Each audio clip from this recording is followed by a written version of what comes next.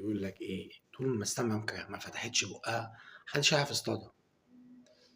فلمّا تقعد تفهم المثل ده كده أهو وتاخده على حياتك، تقول يعني إيه السمكة لو ما فتحتش بُقّها ما حدش هيعرف يصطادها، وتيجي تقول إيه، طب السمكة لو ما فتحتش بُقّها، ده بُقّها.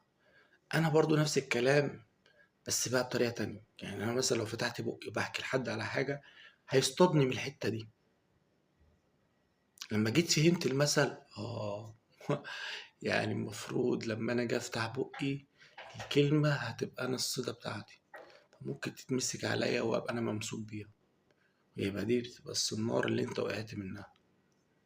فبلاش تكون أنت حد رمى لك طُعم وأنت جريت ولقطته.